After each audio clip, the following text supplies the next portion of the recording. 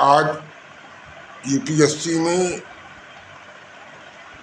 गत वर्षों में पूछे गए आधुनिक भारतीय इतिहास के क्वेश्चन पर डिस्कस किया गया। क्वेश्चन यह है कि ब्रिटिश गवर्नमेंट द्वारा सिंधु राज्य का विलय प्रथम आंग्ल अफगान युद्ध की राजनीतिक परिणाम की अगली कड़ी थी। The British conquest of Sindh was a both political and moral sequel to the British Afghan War 1995 की यूपीएससी में आया था। इसकी देखते हैं कि क्या सिंधु प्रदेश की और अंग्रेज़ों ईस्ट इंडिया कंपनी की और उस समय पश्चिमी उपमहाद्वीप की राजनीतिक पृष्ठभूमि क्या थी।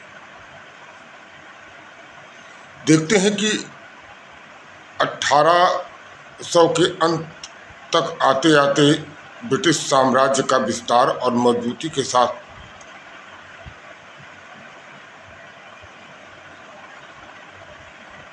देशी रियासतों का अपने क्षेत्र में, अपनी सीमा क्षेत्र में विलय करते हुए आगे बढ़ते हुए 19वीं शताब्दी के दूसरे दशक में मराठों को परास्त करके कच्छ और राजस्थान के क्षेत्र पर ब्रिटिश प्रभुत्व स्थापित हो जाता है और ब्रिटिश राज्य की सीमा सिंध प्रदेश को टच करने लगती है।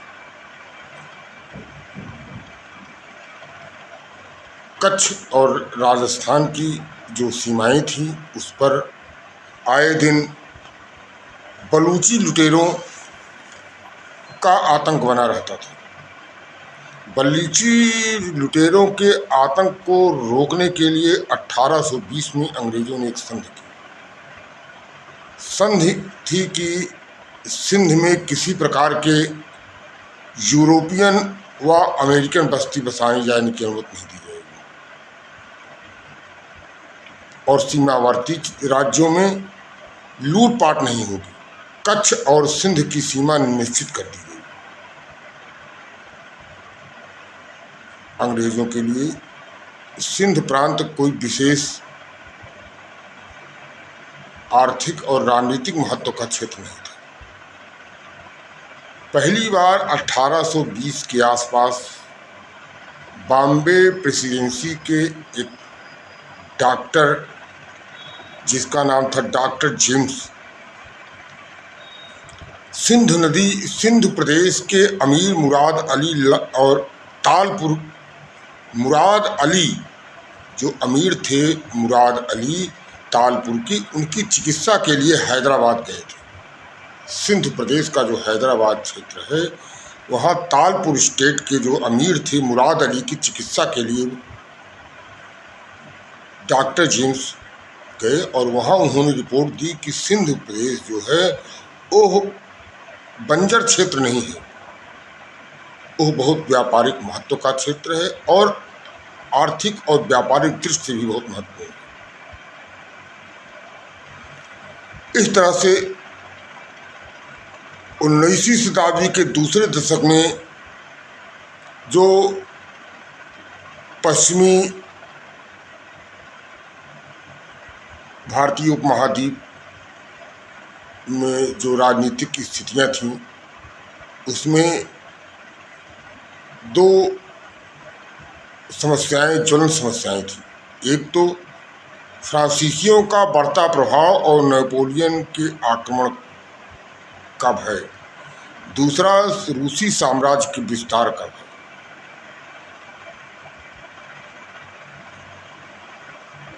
और 19वीं शताब्दी के प्रथम दशक में ईस्ट इंडिया कंपनी को भय था कि टीपू सुल्तान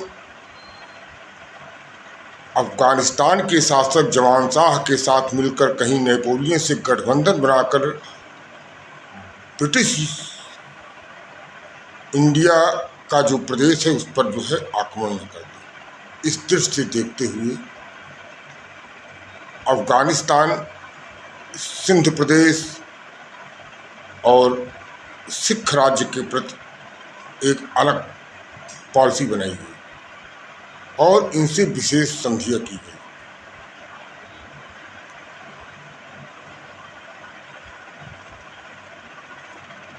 जो अंत में आकर सिंध का ब्रिटिश साम्राज्य में विलय के रूप में परिलक्षित होता है।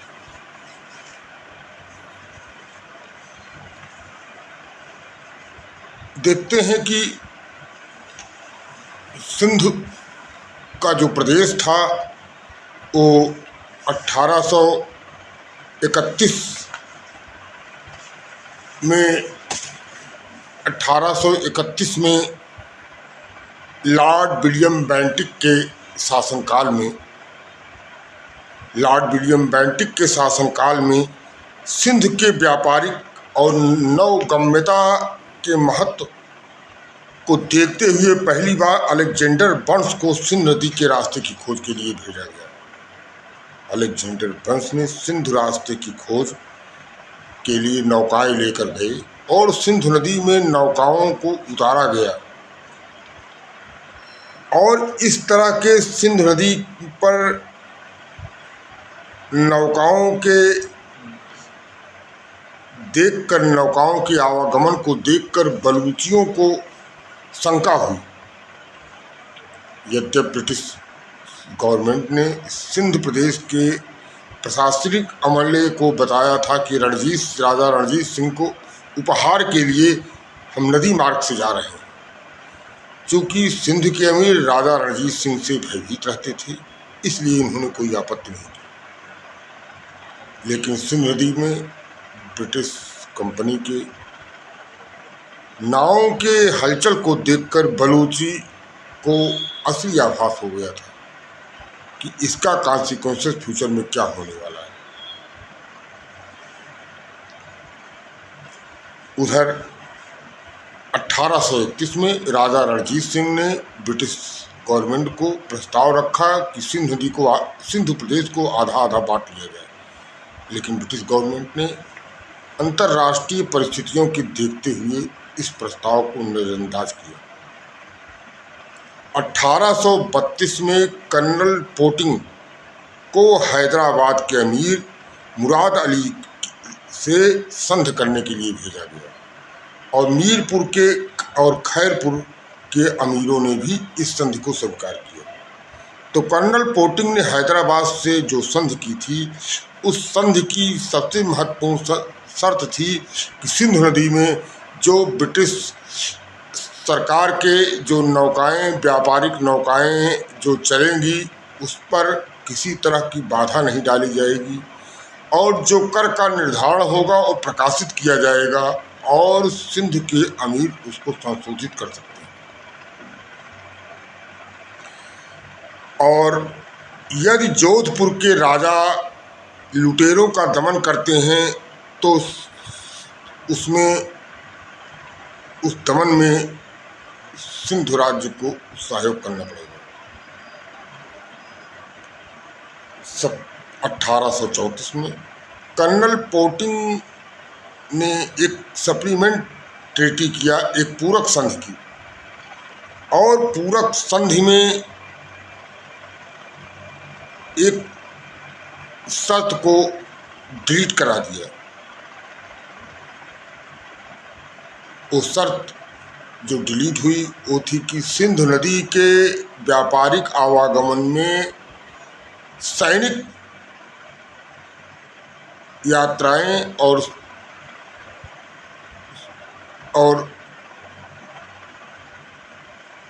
सेनाओं का दखल नहीं होगा।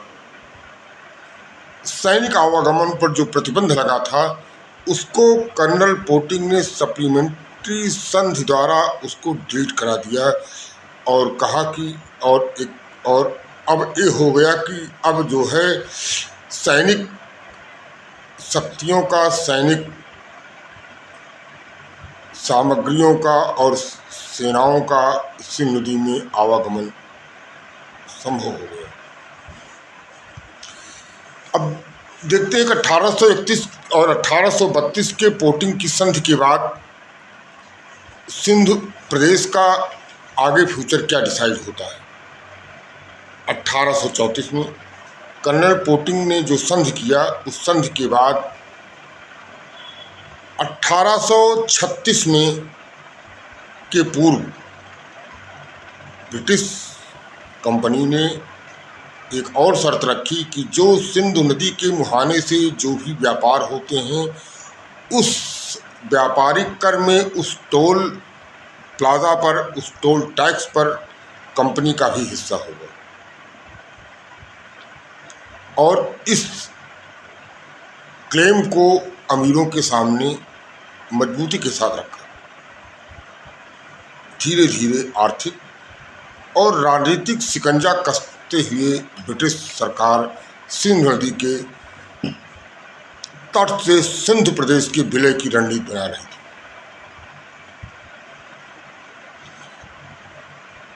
1836 में ऑकलैंड रूस के विस्तार से अंग्रेजों के भय को देखते हुए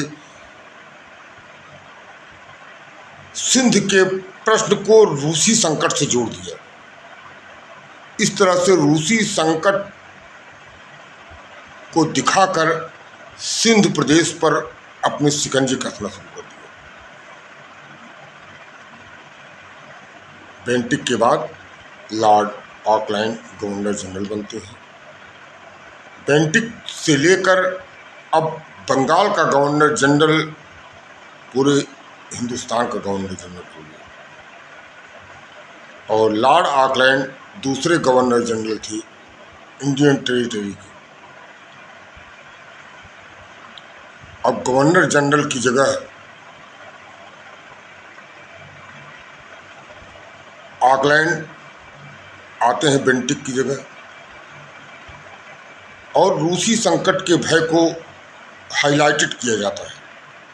और 1838 में एक संधि की जाती है, क्योंकि 1838 में रणजीत सिंह ने सिंध पर आक्रमण कर दिया। तो रणजीत सिंह के खिलाफ सिंध प्रदेश को प्रोटेक्शन देने के लिए इंग्लिश गवर्नमेंट ने सिंध प्रदेश से एक संधि की। संधि की शर्तें क्या थी? संधि की शर्तें थी कि सिंध में अमीरों की रक्षा के लिए एक कंपनी एक सहायक सेना के रूप में हमेशा रहेगी। एक अंग्रेज रेजिडेंट भी रहेगा सिंध प्रदेश में। इस दो शर्तों से शिकंजा एकदम मजबूत होता चला गया। अब सिंध प्रदेश के चंद दिन रह गए ब्रिटिश टेरिटरी में विलय होने के लिए। 1838 में अफगान समस्या के हल के लिए कंपनी ने शाह शुजा और रणजीत सिंह से एक त्रिपक्षीय संधि की। उस त्रिपक्षीय संधि में रणजीत सिंह को सिंध और सिखों के झगड़े में कंपनी की मध्यस्थता की शर्त को स्वीकार कर लिया गया, और शाह शुजा को एक निश्चित रकम देने के आश्वासन पर सिंध पर अपनी सर्वश्रेष्ठता के अधिकार को छोड़ने के लिए राजी कर लिया गया कि अब शाह शुजा अफगान का शासक सिंध पर अपना राजनीतिक सर्वश्रेष्ठता का दावा नहीं करेगा और उसे एक निश्चित रकम दे दी जाएगी। और अगर सिंध प्रदेश से सिखों का कोई विवाद होता है तो अंग्रेज ईस्ट इंडिया कंपनी उसमें मध्यस्थता करेगी, और उसकी मध्यस्थता के बिना दोनों द्विपक्षीय समस्याओं का कोई हल नहीं किया जाएगा। 1839 में 1839 में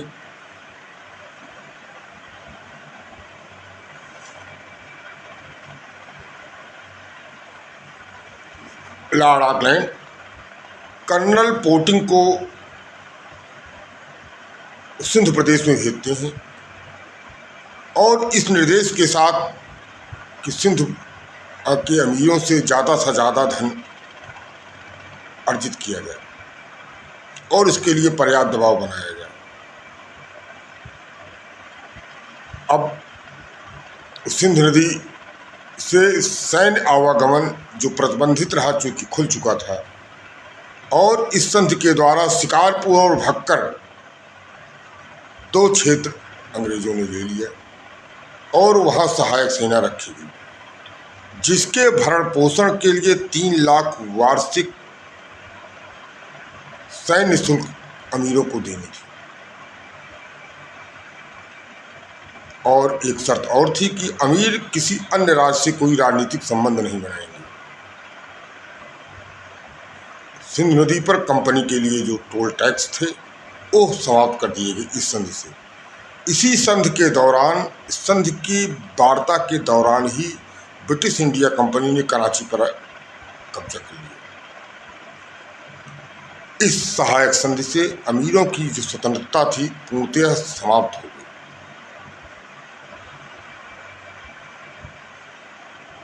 जो हैदराबाद के अमीर थे और जो सिंध प्रदेश के अन्य अमीर थे, इन सब की स्वतंत्रता मीरपुर खैरपुर के जो अमीर थे, इन सब की स्वतंत्रता एक तरह से समाप्त हो गई। कर्नल पोटिंगर ने सिंध पर एक और आरोप लगाया। ये आरोप लगाकर नैतिक रूप से अपने आप को सिंध का विलय करने के लिए अपने आप को जस्टिफाई कर रहे थे। आरोप लगाया कि सिंध के अमीर फारस के राजा से, फारस के शाह से साठगांठ कर रहे हैं। इस आरोप के बाद सीधे ब्रिटिश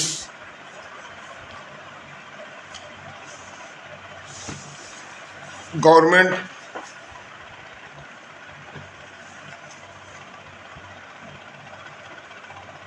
विलय के रणनीति बनाती है सिंध प्रदेश का। चार्ल्स नेपियर को सिंध प्रदेश भेजा जाता है।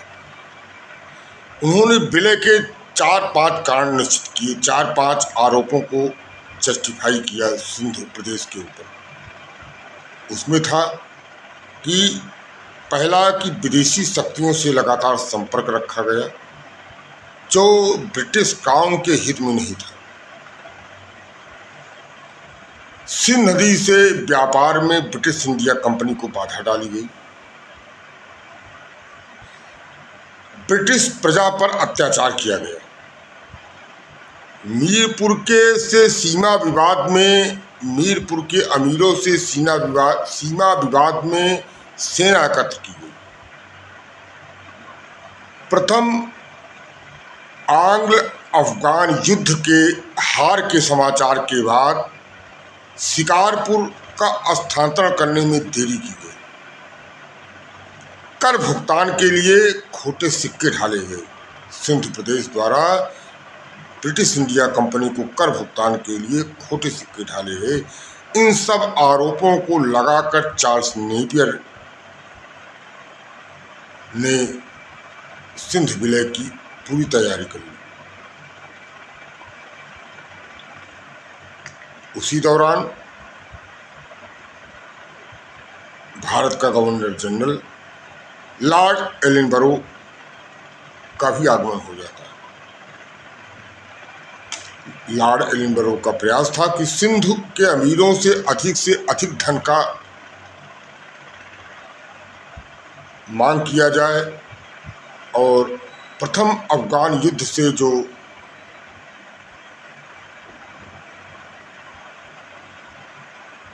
क्षति हुई है उसको पूरा किया जाए।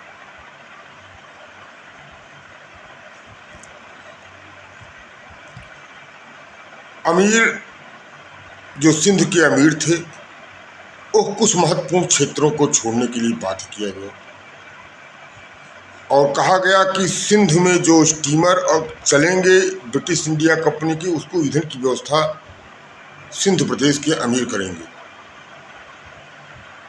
और भविष्य में सिक्के ढालने का अधिकार सिंध प्रदेश का समाप्त हो जाएगा, उसको ब्रिटिश इंडिया कंपनी करेगी।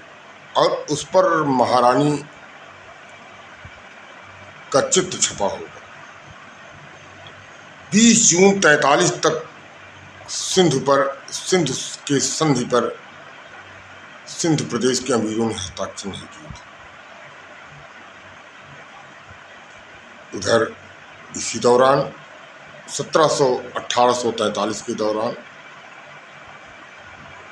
इन सब राजनीतिक परिस्थितियों से गुजरते हुए सिंध प्रदेश की एक और समस्याएं जन्म लेती। हैदराबाद और खैरपुर के उत्तराधिकार की समस्या। हैदराबाद के नवाब की मृत्यु के बाद उनके पुत्रों में उत्तराधिकार का संघर्ष होता है। उसी दौरान नवाब के भाई भी उत्तराधिकार के लिए क्लेम करते हैं। ब्रिटिश इंडिया कंपनी ने हैदराबाद के नवाब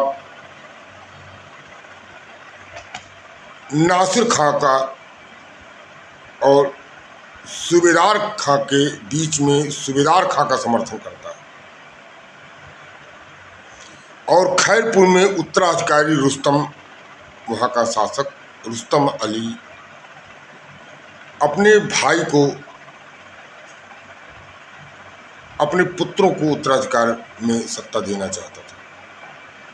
उनके भाई अली मुराद सत्ता के लिए क्यों किए।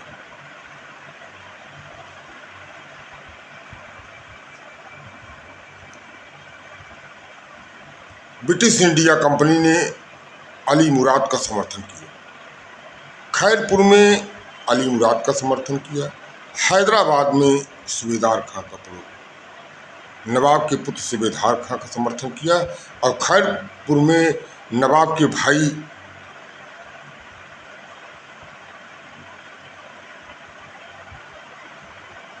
अली मुराद का समर्थन किया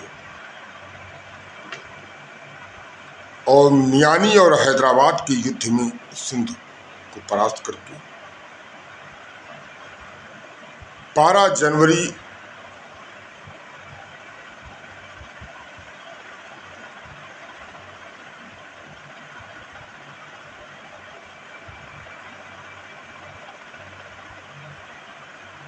जो संधि थी, जो संधि पर हस्ताक्षर करने थी सिंध प्रदेश को, अमीरों को, उस पर हस्ताक्षर हो जाते हैं। इस तरह से 1843 में हस्ताक्षर करके सिंध के अमीरों का हस्ताक्षर के बाद सिंध का पूर्णतः विलय हो जाता है।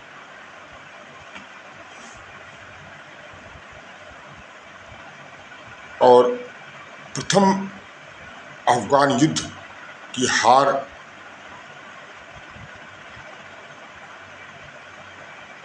के बाद उसकी भरपाई सिंध के विलय से करते हैं। जो भी शर्तें थी, जो भी संधि किया ब्रिटिश इंडिया कंपनी ने सिंध से, सारी शर्तों को उन्होंने कभी भी उसका उल्लंघन नहीं किया। यहाँ तक कि ब्रिटिश इंडिया कंपनी की अफगान में बुरी हालत के बावजूद भी सिंध प्रदेश के अमीर कभी बागी नहीं हुए। फिर भी कोई नैतिक आधार नहीं था कि सिंध का विलय कर लिया जाता। इसलिए इस नैतिक पराभव के साथ ब्रिटिश साम्राज्य का विस्तार सिंध प्रदेश तक हो जाता है। एक तरह से ये प्रथम अफगान युद्ध के पराजय की अगली कड़ी थी।